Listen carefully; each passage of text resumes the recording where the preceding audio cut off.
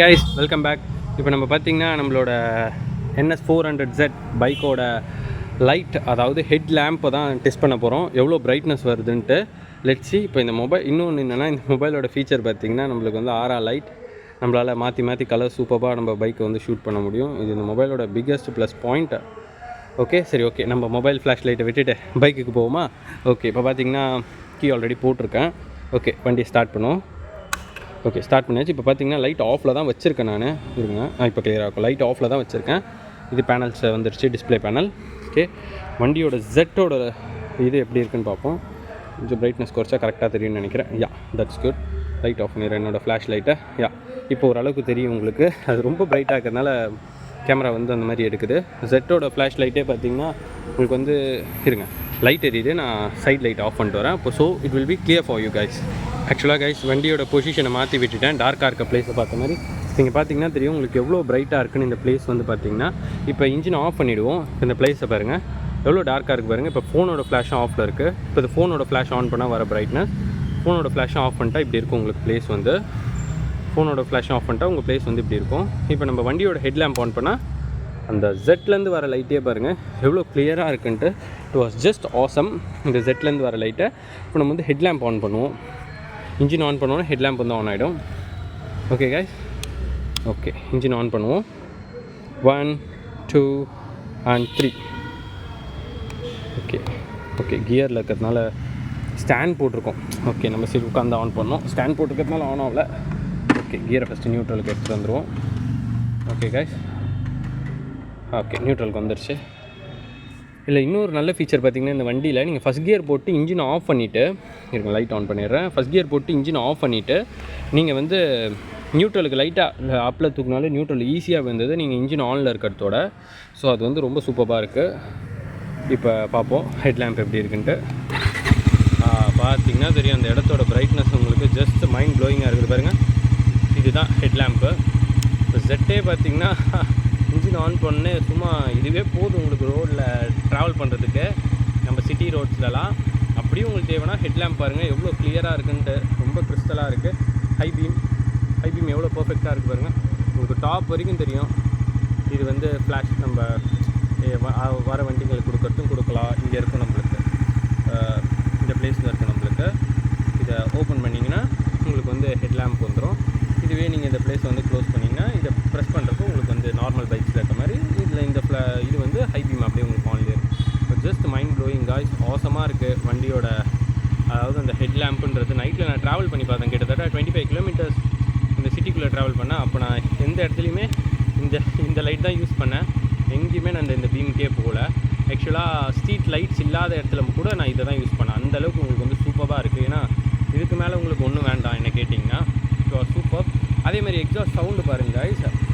இப்போ ஸ்டாண்டு வந்து போட்ட இன்ஜின் ஆன் பண்ணிட்டு நீங்கள் ஸ்டாண்ட் போட்டிங்கன்னா இன்ஜின் ஆஃப் ஆகாது. ஏன்னா இது வந்து இப்போ நியூட்ரலில் இருக்குது வண்டி. அதனால் இப்போ எக்ஸாஸ்ட் சவுண்ட் வந்து நைட்டில் கேட்டு பாருங்கள் எப்படி இருக்குது. இன்ஜின்லேருந்து வர சவுண்ட்.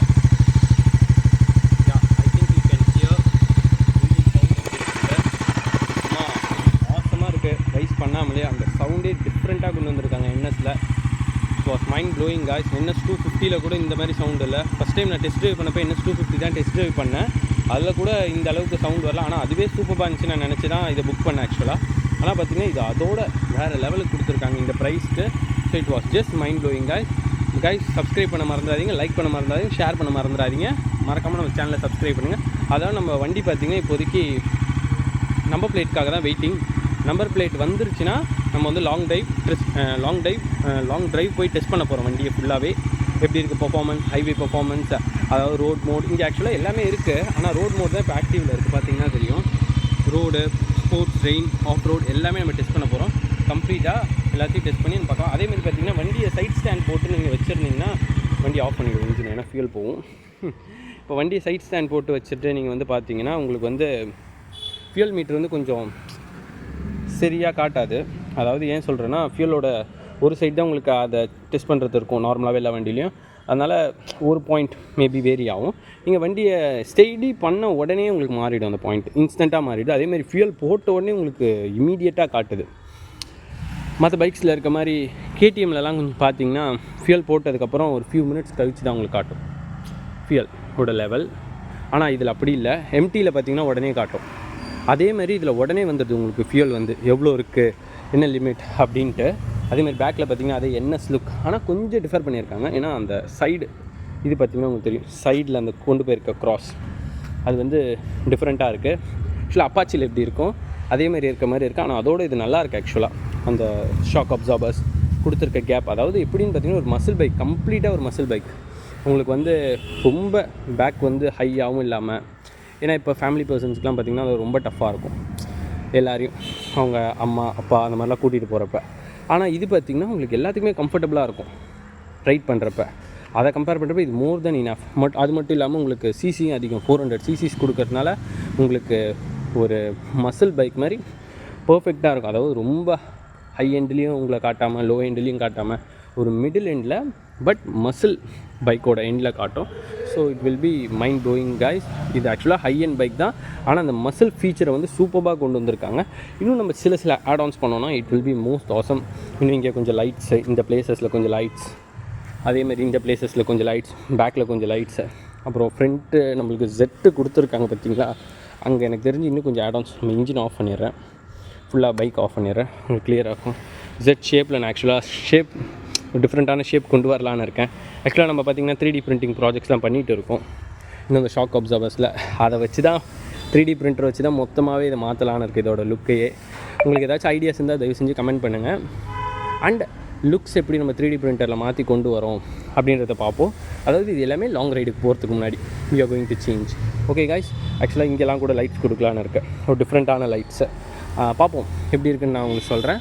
ஓகே, சப்ஸ்கிரைப் பண்ண மறந்துடாதீங்க, லைக் பண்ண மறந்துடாதீங்க, ஷேர் பண்ண மறந்துடாதீங்க. ஏன்னா நீங்கள் பண்ண போகிற கமெண்ட், ஷேர், லைக்ஸ்க்காக தான் ஃபுல் ரைடே நான் கொடுக்க போகிறேன் உங்களுக்கு எப்படி இருக்க போகுதுன்றத. ஸோ யாரெல்லாம் வெயிட் பண்ணுறீங்கன்றத மறக்காமல் கமெண்ட் பண்ணிவிடுங்க. see you on next video. Tata, bye bye.